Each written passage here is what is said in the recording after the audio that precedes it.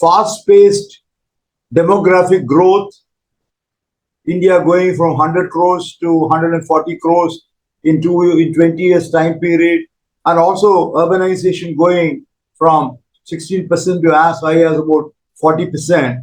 We are having a situation where more than 60 crores or 600 million people will be in urban areas by 2030. What does it mean? That means this additional population that you're getting in the urban areas, you require all the developments for all types of buildings to be taken up, namely housing, which is residential, commercial, which is office complex and IT parks and all, hospitals, hotels, recreation places, industrial places. Every aspect, asset class of building, any building that will come over there, will come under this particular category.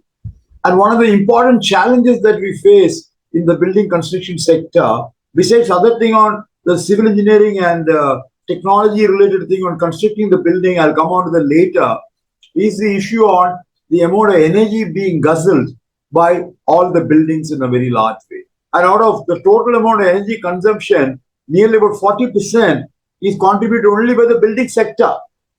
And that's interesting is that we all along been taking only one side of that particular component, that's called the operational energy. That is the building when it is functioning there, how much the lights will take, illumination will take, how much the air conditioner will take, how much ventilation will take, how much lift installation will take, how much will be the energy taken for all the IT installations that you require in terms of the each one of your, now today this conversation is going on now with all of you, the energy required in all your systems, our systems, everywhere, all the IT installations is a very major component.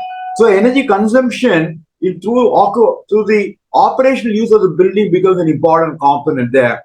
And that's all we have been really concentrating on all these. When you say energy efficiency to be looked after, primarily the operational energy requirement is what people talk about. But that's only one component of the total energy requirement. So if roughly about 27 to 28% is going for operational energy, around 11 to 12% will go on what's called embodied energy. Embodied energy is the energy required for all the building materials to be made. You want to make a ton of steel, a ton of cement, concrete, glass, aluminium, plastics, your ceramics, brick to be made, whatever. Everything building material, 250 building materials are there to make all that manufactured. Also is energy needed. But you never used to buy as long as the product is to come at your site. So now with the climate change agenda now very strong, and more so in the last few years, COP26, COP27, COP28, where the country at the highest level with all the nations are discussing on how do you bring the new buzzword is all of net zero carbon to be brought by 2005. That's what the developed countries want. But India has agreed to do it by 2070 because India's development, while all developed rich countries, the population is not increasing. It is coming down from 120 crores to 110 crores from 2000 to 2050.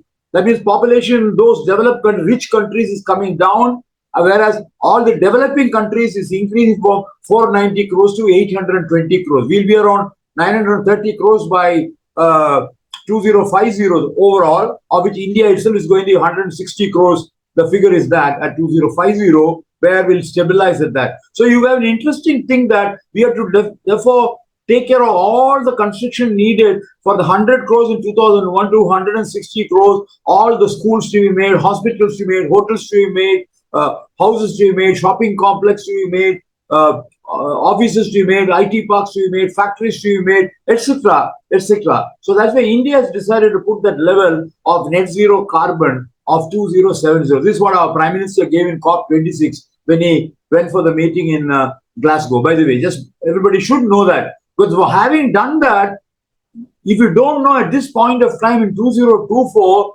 that when you talk of energy, please don't think of only the operational energy. And all these years, the green building movement in India is now 24 years old. We started in 2000. Even in US, GBC started in 1995.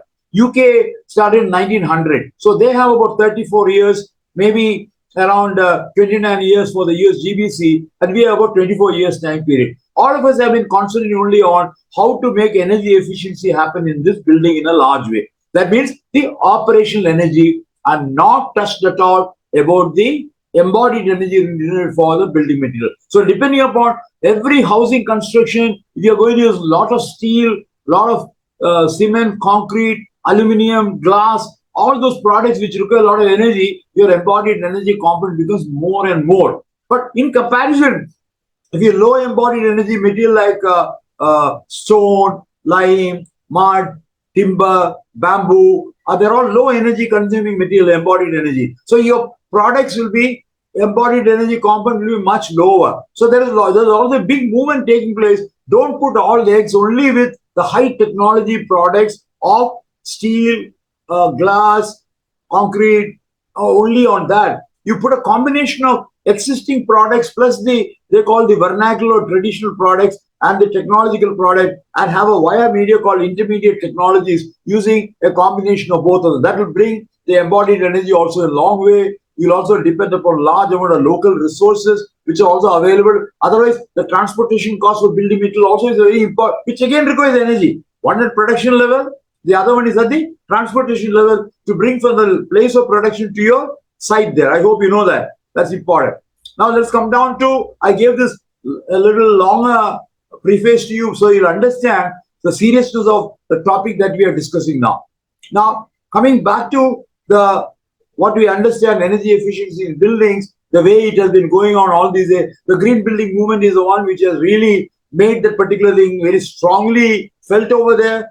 At the Ministry of Power, through the Bureau of Energy Efficiency, brought out a wonderful document called the Energy Conservation Building Code, ECBC. And that's there for 2007. Even though green building movement started in 2000, the energy conservation building came only in 2007. While National Building Code has been there, the Building Code has been talking about the issues quite early, even 1983 version, 2005 version, and more importantly, 2016 version, we also include the sustainability chapter. I hope you all are aware that the Sustainable Development Goal to the year 2030 was adopted by 193 countries in 2015 September.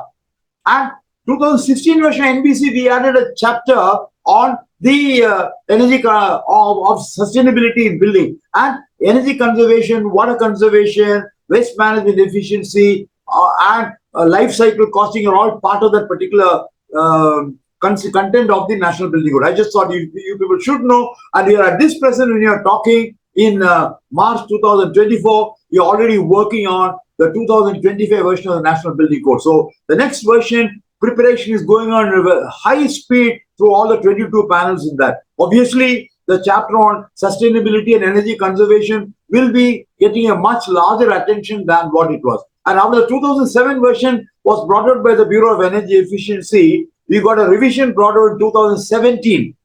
And that was the next one on Energy Conservation Building Code. It came in 2017. But restricted only to commercial building, not even hotel, hospital. And then they brought another document called Eco Nivas Samhita. It's a document for purely residential building. So the Energy Conservation Building Code of 2017, predominantly on commercial buildings, and that was a certain amount of area, not all the building, 500 square meters, 110 kilowatt, a connected load, etc., etc. All these are details that will come into that. Now, residential building also has been brought in 2018, and that is called the Eco Nivas, that is ecologically appropriate Nivas or house, some of the rules dealing with that. So, from the operative part of it, you have the National Building Code available 2016 version, you have the 2017 version of the Energy Conservation Building Code, and 2018 version of the Eco Nivas Samhita. While we are talking about this, the revision of the 2017 version of Energy Conservation Building Code is already on. Is more or less receiving a final time. So that's 2017 ECBC will now become 2024 ECBC. But they are not talking only energy conservation, also sustainability factor. It's called the Energy Conservation Sustainability Building Code. So the new document, the third version, is called ECSBC. That's going to come now. So all of you should know that. Don't talk of the 2007 version or 2017 version or the other one. So what does it all say? All it tries to say is that with all the people concerned with the building development. Who are the people involved in that? The builder will be there, or government will be there, or any agency wanting to put up a building. Then they bring in all the professionals, architects, to deal with the spatial planning of the building in a three-dimensional way. The civil engineer who is going to give the right level of input for the walling, roofing, and various other products there, and the plumbing and other services, and the structural engineer to give the structural stability or resilience of the building in a large way.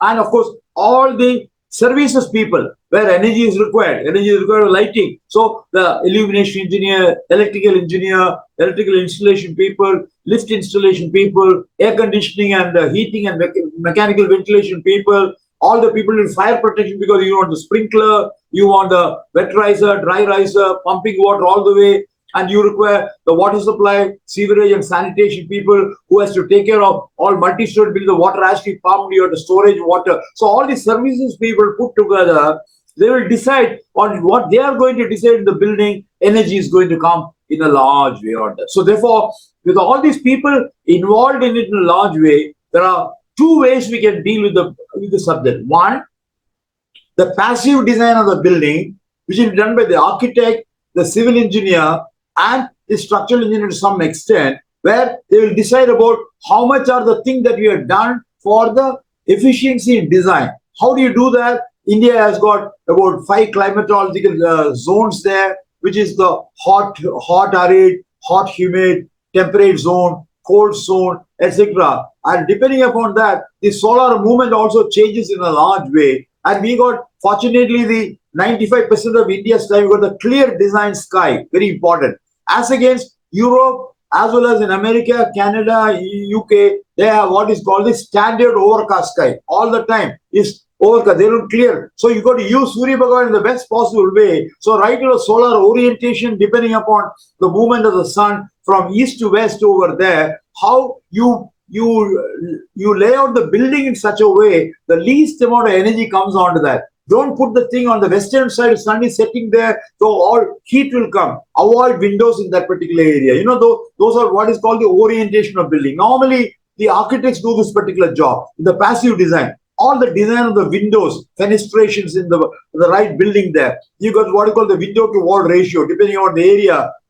Ideally, it should be around 40 to 60%. And you should not be like all the glass buildings where you are putting a wraparound glass, and they're all heavily energy consuming because your heat ingress becomes more. Your idea is to see that you get the light inside, but not the heat inside and the glare inside a particular building. So in the design of not only the architectural space, location of rooms and windows, and type of fenestration, the sun breakers to be done, these are details of fenestration design. You should be able to substantially contribute to the particular thing. Plus again, all the material that will come over there, the walling material that you use over there, and what is the type of U value, the amount of heat transmission coming out from outside temperature inside. Roof, it's called the R value. How does it come from the roof side over there? Whatever treatment is required, the engineering team will come in a very large way in this particular thing of a white paint on top or glaze style, so you reflect away all the things doesn't come inside,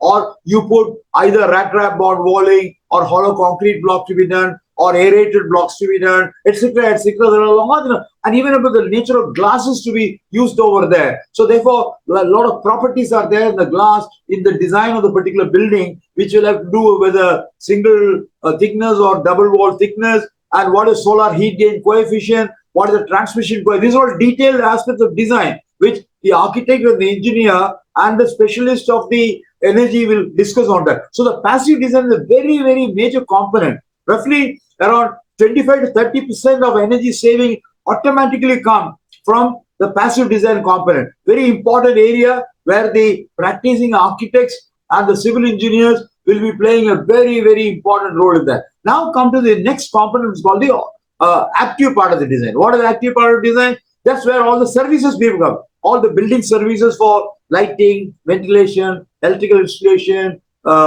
air conditioning and heating and mechanical ventilation, lift installation, acoustics and sound installation, ICT installation, which is most important. Without that, no building can happen there.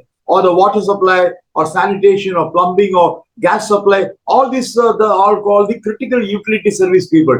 They are the one going to decide on how are you going to save energy in each one. For example, lighting. If you require about 1.2 kilowatt per square feet, normally for a normal building, with all the energy saving feature, I can bring it down to as low as 0.4 kilowatt. So I save 60% of the particular energy in a very large way. So like that, change from the old bulbs and all that, coming down to the incandescent bulbs to the latest one, all are LED bulbs, LED lights, fixtures you put over there.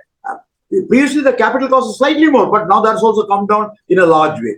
Now, air conditioning. Air conditioning, normally, we think that if you put around 1 ton of your own living room or dining room in your house or your office, you put around 150 to 200 square feet for 1 ton of air conditioning. You have a room of 240 square feet, you might put a 1.5 ton of air conditioning or 2 tons of air conditioning. And can you believe that? And air conditioning, 60% of all the energy is taken by air conditioning one. So the big guzzler for here, data centers, everywhere. So therefore, how to bring it down? Technologies of air conditioning have phenomenally undergone change now. Today, you will have a situation where up to 600 to 800 square feet per 1 ton of air conditioning. Can you believe buildings which are done with 100 square feet 1 ton or 200 square feet 1 ton to 800 square feet 1 ton? The tonnage of the air conditioning comes down substantial. So you should have the best energy efficient HVAC engineer, which is called the heating and ventilating and air conditioning engineers to come in that particular area, including, so there are the chillers which are there. There are a large number of new technologies. Obviously, only the air conditioning consultant will know that. The civil engineer may not know this particular aspect. But as a civil engineer, as an architect, you also are supposed to know what are the new initiatives coming. Would you like to have a building with 1,000 tons of air conditioning? Or would you like to have a building with 200 tons of air conditioning? Phenomenal amount of energy saving will be coming in that. Like that, various other aspects of installation. In the lift installation, about 10, 15, 20 lifts are there. Every time it goes up and a lot of energy efficient lifts are there now. How do you design that?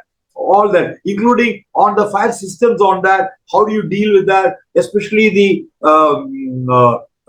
sprinklers and other related detectors, alarm system, each one of them are very, very important. So in the activities, the EC Energy Conservation Building Code is primarily talking of how in each one of those services design, how can bring down the energy saving. If you utilize all that aspect, easily around 40 to 50% of energy saving can easily come. Your monthly electricity bill will come down at least by so much amount if you use a combination of not only the passive design plus also the active design if you rightly do it. But that means talmail between the architects, the civil engineers and all the services people are very important.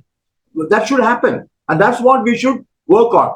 Along with this particular thing is you don't use grid energy, which is coming from the point I told you about carbon footprint reduction. All the energy is coming from burning coal, which brings CO2 in the air.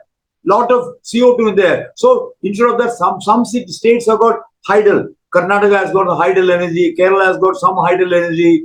Tamil Nadu has got, but mostly 70% of all the energy is through thermal energy. So instead of using those, which comes to the grid electricity board there, you replace that with solar energy. So as the next major component of energy efficiency, if you can bring 20 to 30% of all your building requirement of energy comes through the solar energy. So rooftop solar panels you put over there or put in a solar photovoltaic bank in there. And the cost of energy also has come down drastically now. It will cost you now only around 1.8 to 2 rupees a unit as against your conventional grid energy will cost around 7 to 8 rupees over there. So that's going to be next major combination of that particular. Then the next major one is all the installation in your particular buildings there. In each one of your things, in your building there. Now, all consider your refrigerator, your washing machine, your microwave, your every aspect, whatever you take, and all these particular air conditioners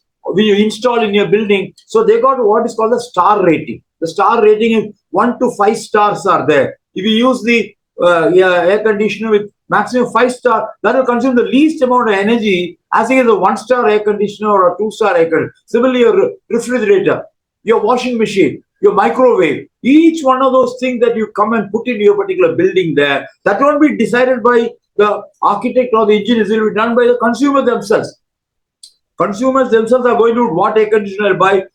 In addition to whatever is put in the centrally air conditioned building, I'm talking about the other units there. What refrigerator you buy, what television you buy, even that contains all the. So all these items which are there, which are called the white metal products over there, which also energy consuming level. How to reduce that in a very large way. So it's a combination of all that. All these put together can bring the energy efficiency over there. Now, the central government's EC energy consumption billing is only a guiding document. It's not compulsory, not mandatory. But what has happened is, because under the green building movement, every building we want to make it energy efficient. We've got to be water efficient, energy efficient, waste management efficiency, everything green, etc. We insist on using energy conservation methods in a very large way. So also what's happened is, many state governments have got their own state code. For example, Kerala State Energy Conservation Building Code is that. Andhra Pradesh Energy Conservation Building Code. They have their own act brought out in line with the ECBC document of the Government of India. Telangana has also got a similar document. Punjab has also got that. Not all the states, but 11 states have got that state. But the moment state level brings an act and rule there, they become part of your building rules. Now, latest is that unless these are implemented, you can't even get a building permit now. Now, very important. It's important. It was not happening till recently.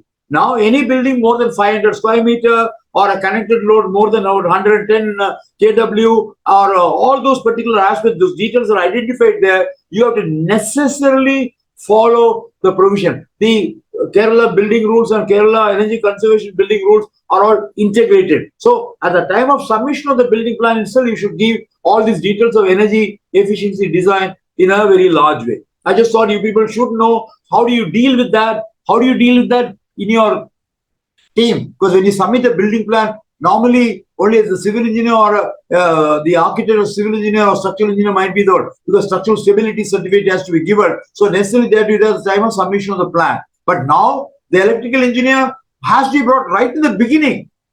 Even the HVAC people, each one of the how much energy is going to consume has to be identified right in the beginning, along with your building permission plan to be made available. So the combination, which shows that you've got a lot of coordination, integration, and a holistic work by which all the professional, the architect, the civil engineer, the structural engineer, all the MEPs, I got critical utility service people, I told so many of them are there. All have to give. You can't think that I'll bring them much later and think, let the building come up, afterwards we'll decide on what to do. We can't do that anymore. So it has got to be done in a very large way. So as a result of all these particular things over there, we will be now getting good amount of results coming. I told about as well 40 to 60% of energy saving can come in your building. Whatever your consumption level earlier, now with the green building component and of course energy conservation measures being put over there. Energy conservation is only one part of the green building. Green building is energy conservation, water conservation, waste management, greening, all site and all will come over there. So on energy conservation alone, that particular saving will come on that. And that's important. The more and more you save in that particular component there, they'll think how much has gone to passive design, how much has gone to active design, or active design again, each one of lighting, HVAC, capacitors, all the particular thing, pumps to be done, etc. Everything is calculated and that's all covered there. And also material. I told you what are the energy efficient materials which are there, which are for walling material, roofing material, structural, non-structural, finishes and services, all are included there. So therefore, U value, R value becomes an equally important. You can't think this is a building physics fellow's job. You got to equally know about that particular thing to deal with that. So that in a nutshell is the what about energy efficient building is concerned. We have to put this particular thing in a proper way. Now, as I told you, I come back to my earlier stage is also now the operation energy. So how do you do that? How you can't do building without cement or concrete or steel just because you require 2,000 for 1 ton you require so much amount of energy required for cement to be made steel. Now, cement companies are doing a lot of things by changing the processes by which the energy required for making 1 ton of steel cement earlier has now come down to nearly 30 to 40%. And Indian cement companies are doing very well. See, the steel mills also similar things are happening there. And steel, again, two types of steel are there. Main steel coming for the blast furnace slag, other one is secondary steel coming also TMT bar. So there also again the energy will be lower on that. So the latest component therefore is to, if you really want to understand the energy, and incidentally, carbon footprint and all the other three, 85% of them come directly because of energy efficiency. That's why energy efficiency is giving the type of treatment. If you 85% of all those things energy efficiency you do, carbon footprint will automatically come down. So now come down to that area of also doing the carbon footprint reduction. I hope you know that, and this is also right time for me to introduce that in addition to the rating system for all buildings, which are 32 rating system available, whether it's going to be residential building or commercial building or school building or hospital building or factory building, etc., etc. You also have the rating now for net zero energy. Wonderful. Net zero energy is the next high level. Why in a green building component, 40% or 60% energy saving is fantastic. You're happy with that. You will get maybe a platinum rated building or a gold rated building or a silver rated building under IGBC or USGBC, or maybe a 5-star, 4-star or 3-star under Graha rating, whatever. But that's not enough. The net zero energy is where you put a lot of solar energy component in a large way, that you will get all the energy required to cover through the passive design, energy efficiency features, including the balance done through the solar energy. So the new rating of net zero energy becomes very, very important, very popular. Now 4 years, a lot of buildings have come along with a platinum rated building, but also a net zero energy building already are coming in a very large way. I thought that also is an area our participants should have an idea. It's not enough that energy conservation through ECBCs, that they do not talk of this particular aspect over there. And the National Building Code will bring that. The 2025 version will bring, in addition to whatever has been covered there, the net zero energy, net zero water. For example, the whole of Cochin International Airport, you require about 39 megawatt of energy there. And can you believe they are producing all through solar power, all the energy required, they give back. Even come to our own IGBC's headquarters in Hyderabad. You have put so much amount of those features there. It is already net zero building. We are giving back after all the energy that's used over there. We are giving back to the grid every day so much amount of energy to the electricity board. So that's going to be a very major one. Now, having told about the 3 ratings of net zero energy, net zero water, and net zero waste, which is come. Water also is important. This is not the topic time for talking there. So let me not go off in a tangent. The last one is net zero carbon. That rating has now come in 2023, November last, Green Building Congress come. Now, how you do it? Take buildings of various nature, do a complete one. This is now a surveying. How much amount of concrete has gone, how much amount of steel has gone, how much amount of glass has gone, and all this has got values identified. And you have square feet, maybe a 1 lakh square feet. They'll find out how many kilogram of all this one. They'll know that if 1 ton of cement means it will contribute to 1 ton of roughly carbon dioxide emission, but now it's come down to 0.8 because energy efficiency in the cement plant itself. So they'll calculate all that. The whole idea is that you should try to see that your total amount of carbon coming from building material are kept on a band between 500 to 700 kilogram per square feet of the building. That's what they're going to do. That means many buildings, if you don't do any of that, it will be 1,400, 1,600. That will be the last. So your structural engineers have an important role to make the design more efficient, less concrete, less steel. All cost-effective technologies will find a good important place there. And what are the new building materials which are less embodied energy to be used, like rat trap bond to be used as it is in here, English or Flemish bond. Everything will add value to that. So that is the latest one which has come over there, is the net zero carbon. It's just started. So the right time for everybody to think in terms of, one is the operational energy component and the embodied energy component. And within the embodied energy component, to get on to the level of the net zero carbon also to be worked on. I think this in a nutshell is what I should say.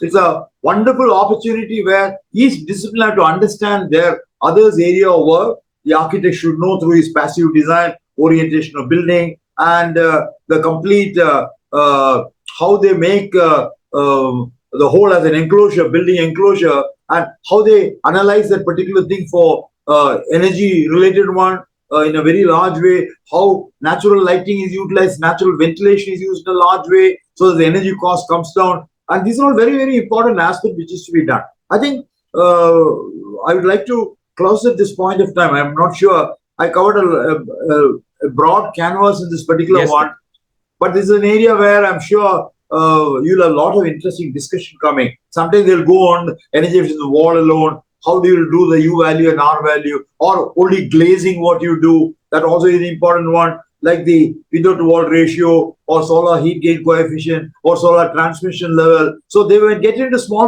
level, but at the end of the level is a combination of all these together that can make a building energy efficient in a large way. And it's very necessary that we have to do this particular thing while we are doing at the building level. Now many factories are doing this particular thing over there through what's called the green co. That means companies which are there in their own process, not about the building, in the process, a paper factory, fertilizer factory, or pesticide factory, medicine factory, or whatever. Various things are being made over the garment factory, etc. The how they bring within their own system process by which you are able to with a green. There again, energy efficiency becomes an important one. Nothing to do with the building rating. That factory building rating will come under the IGBC green building rating, but green co even for the processes involved in those particulars also.